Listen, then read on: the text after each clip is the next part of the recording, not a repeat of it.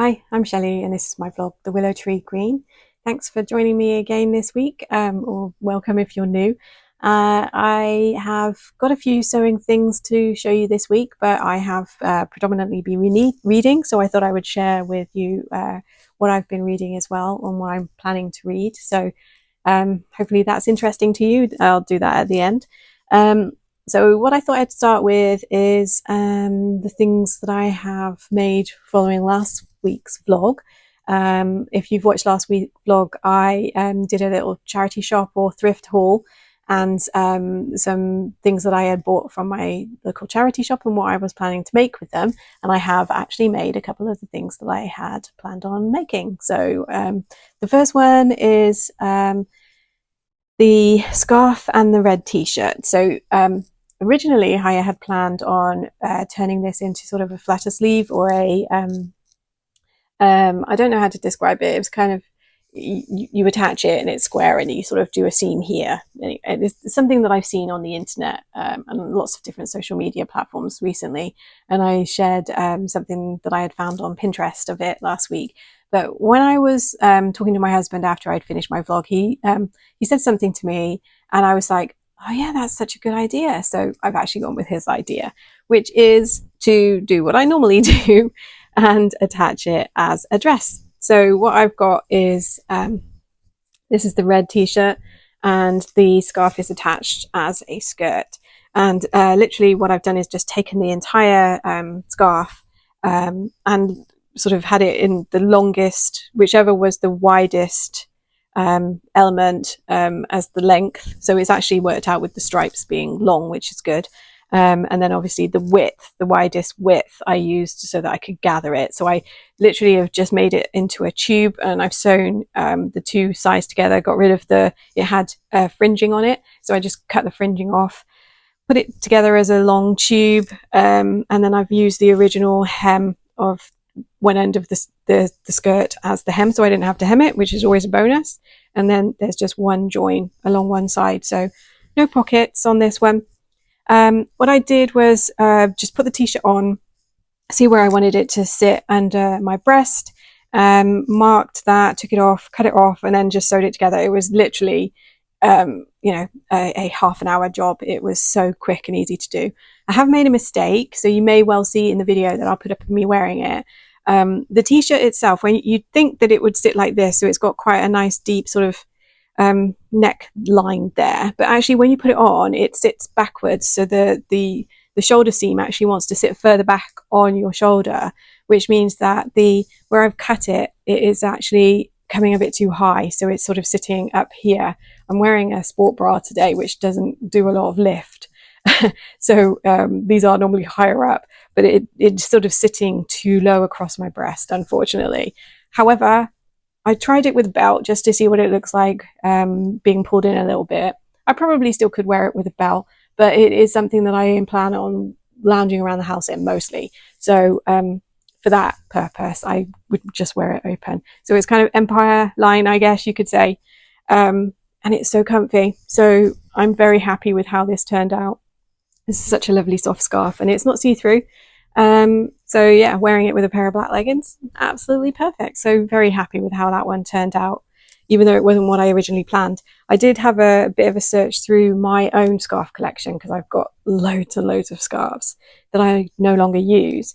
And I did wonder about doing it with the other pink t-shirt that I've got. So it may be something that I give a try actually, using that other pink t-shirt because, you know, they were a charity shop find, so it's not that much of a problem. So that's one make. The second one was the other Jeep t-shirt, the pink one. So this is originally I'd planned to put the double gauze and the t-shirt together, which I have done. It was all based on this embroidery on the t-shirt, which is just this lovely sort of blue color, which I felt absolutely matched this blue double gauze that I got as a remnant from Simple Life Fabrics. I'm just double checking that my mic is still working because I've done this before and my mic stopped working. So yeah, so I've attached them together. This is very much a summer dress. I can't see me wearing this much in the winter. In the video, I've just got a pair of black leggings with it because I've just taken what I'm wearing off and to try it on so I could show you. But in the summer and spring, I can definitely see this being something that I wear a lot.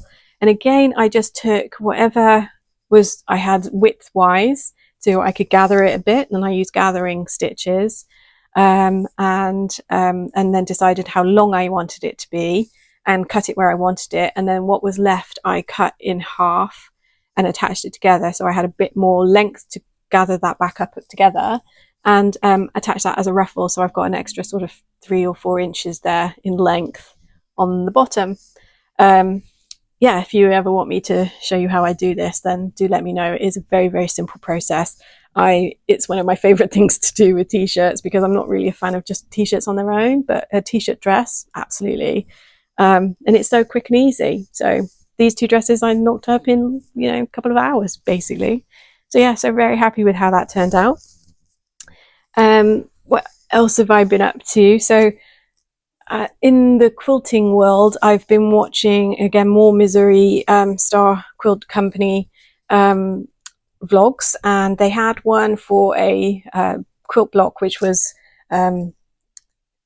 called Pins and Paws and Pins, something like that. I'll try and link it below. And I made the quilt block, but then I was kind of, what am I going to do with this? I don't know what to do with all the quilt blocks I keep making, because I'm practicing.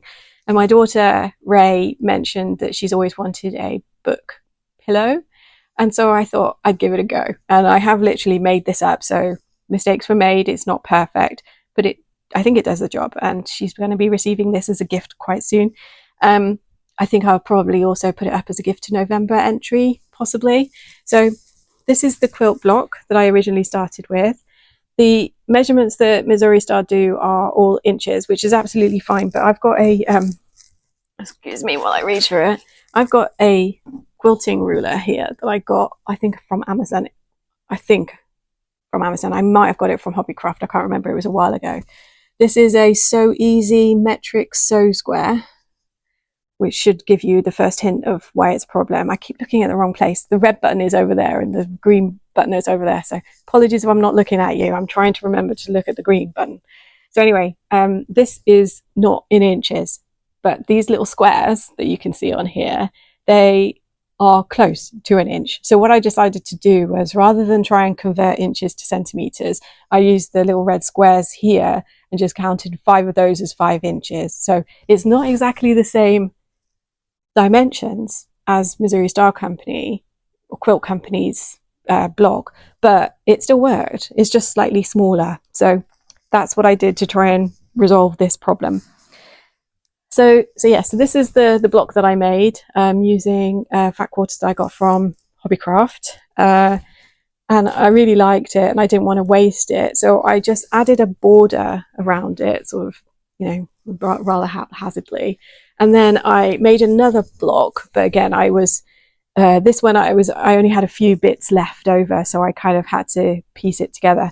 So you'll see that the cat heads there are not the same height, but because I've been playing around with improv quilting, it was quite easy to sort of make it fit. And then I kind of added this piece at the end there to look like tails. So this is the pocket where you can put your pillow, not where you can put your pillow, where you can put your book. And yeah, I would have preferred to have used a black piece of fabric, but this came in the set of fab quarters, so the colors go. My other problem that I had was closures. I could have done a pocket closure. In fact, I think when I do this again, because I've got 3 more of these pillows for my other kids, I would probably do a the envelope closure, so that they could sort of pull it apart here if they needed to take the innards out to put it in the wash. I was concerned that because it's not finished on the other side, that if you did try to wash this, the quilt block itself wouldn't survive very well. It would definitely fray, because it's not it's not bagged. So unless you completely cover the inside, I'm not explaining myself well, but I needed to find a way to cover the quilt block. So I maybe need to quilt the quilt block before I turn it into a cushion. I think that's what I'm trying to say. So that the reverse of this is not raw fabric, because obviously none of those edges are finished, which means that it will fray. So what I ended up doing was actually just sewing it closed rather than putting a closure on it. So I hand stitched this top edge which I think I've done a pretty good job of, actually. It's not very obvious that I've hand stitched that. And I added this before I did that, and I've since realized that it is not central. But, you know, it does the job. So yeah, so I'm quite happy with that, and I think it will be an entry for gift to November. So yeah, and I will be making another 3, but I don't know what of, because my youngest son is not a reader, so I'm not even sure my middle daughter is a reader, but we'll see. I shall probably make them for them anyway. So that's what I've been up to sewing wise. Reading wise, I have been getting through quite a lot. So I decided that I would take myself off social media for a bit, because I have been spending an awful lot of time I just seem to be doom scrolling all the time, and I'm on YouTube scrolling around, and Instagram. I just felt it was a bit too much, so I decided just to step away from social media for a little bit and read. And I finally got around to finishing Tomorrow and Tomorrow and Tomorrow, which I have been reading for absolutely months. Spoiler alert, I put it down because there was a death in this book of one of the main characters, and I was upset that that character had been killed off. And I put it down for a bit. I didn't want to read it anymore. So anyway, recently I just decided to pick it up again and finally finish it, and got to the end. And I still recommend this book, just to beware that, you know, one of the main characters does get killed. It's a lovely story about 3 friends, basically. There are two main friends who are the sort of focus, but it's really about 3 friends. And they put a video game company together and create some video games. So there's a lot of nostalgia for the sort of early video game industry in this as well, if that interests you. But it was really nice. It was a really nice story. Doesn't necessarily have a happy ending. That's all I can say. Yes, I recommend that one. Finally finished. And then I decided to pick up this series. So this is A Discovery of Witches, and I've got the three of them here. So book 2 and book 3. And if you're one of those people that doesn't like to see a destroyed spine, apologies, but it's been well read. I am one of those people that does this. So sorry. I literally picked this up, I think, Wednesday afternoon, and I finished all 3 of these yesterday afternoon. So I couldn't put them down. I really loved it. This has been made into a TV adaptation on Sky TV in the UK. I would say that is only loosely based on the books. The books, are, as you can imagine, they're always better. I do think it's a good TV adaptation, but the book's better. So yeah, I absolutely really loved it. I mentioned to Ray, my daughter, that it was kind of like Outlander, Harry Potter, and Twilight had a baby, and this is all 3 babies, and this is what resulted. So in some respects, I actually prefer it over Twilight, in a lot of respects actually. And yeah, so it's Harry Potter, Twilight, and Outlander all in one, if that interests you, with a really nice love story. If you can get over some of the cringe factor, because there's, you know, a very old vampire and a very young woman, and, you know, the usual vampire tropes. But from a escape from reality perspective, it definitely did that for me, and I absolutely loved it. So recommend these. So we've got A Discovery of Witches is book 1, Shadow of Night was book 2, and then Book of Life is book 3. And there are 2 more books in this series which aren't associated with this story exactly, but they're the same characters. So I'm thinking of picking those 2 books up as well and starting those. So that's what I've been reading recently. My plans to read, I've got Earthsea by Ursula K. Le Guin, and I've also got on my bookshelf over there The Wheel of Time, which I've wanted to watch, which is another TV adaptation, which I really enjoyed watching. So I'm kind of keen to give the book a go. It's another fat book though, and I've just got through a lot of fat books, so I'm not sure which one will be next. But there's a nice pristine spine for you, so it won't look like that after I finish with it. Yeah, so this is what I've been up to. Plans for the coming weekend, because I am pretty much a weekend sewer. I do need to finish my quilt. I will open it up and show you what it looks like. I haven't done much more to it since I last showed this on my other vlog. So it's still pinned together waiting to be finished. I need to sort of get my act together and do all the freehand quilting. So one of the things I made a mistake on with this is I had wanted all of the center panels, which have got these two birds on, to be facing in the same direction. And when I put the quilt blocks together, I sort of had planned them out. I don't have a design wall. I have very little floor space even to lay this out. But I had put it on the floor and then sort of laid it out in the right order to then sew it together. And then I'd sort of done I'd sewn it together, and then when I sort of looked at it, I was like, oh no, they're all facing in the wrong direction. So you can see straight away that we've got different directions. So literally the birds are all facing in multitude of directions. There's no rhyme or reason for it. And also the colors I had sort of planned out didn't work out, but I felt if I tried to take it apart, I would just lose interest, so I didn't. So this is what it kind of looks like at the moment, without being bound or finished the quilting. What I am hoping to do is to fold, so self-binding, I think that's called, is to fold this over and create a binding on the edge using the backing that I've got here. So yeah, so I do really like it. It is, like I said, it's small, so it's lap sized, I guess. I'm 4'10", so it's about, I'd say it's about probably a meter by maybe a meter square. But yeah, but I'm really do want to finish this, so I should just pull my finger out, as they say, and get that finished. So that what else have I got planned? I haven't really thought about clothing sewing for a while. I did get a couple of new patterns in my So Haley Jane boxes that I got. I got a couple of the more expensive version, but I have stopped that now. And I got this one, which is, excuse me, I've got a runny and itchy nose. It's a Wardrobe by Me Tropicana shirt, which is a really interesting. It's got a raglan sleeve. It kind of reminds me of a bowling shirt.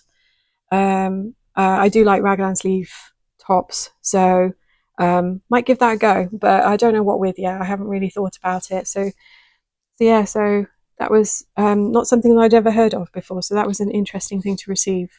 The other pattern that I got was for a dressing gown, and we got some really nice blue satin to go with it. Not sure what I want to do with that, to be honest. I don't generally use dressing gowns, but I was thinking I might make it for my mum, but I don't know. She's asked me actually if I could make her a dress, but again, I'm not prepared.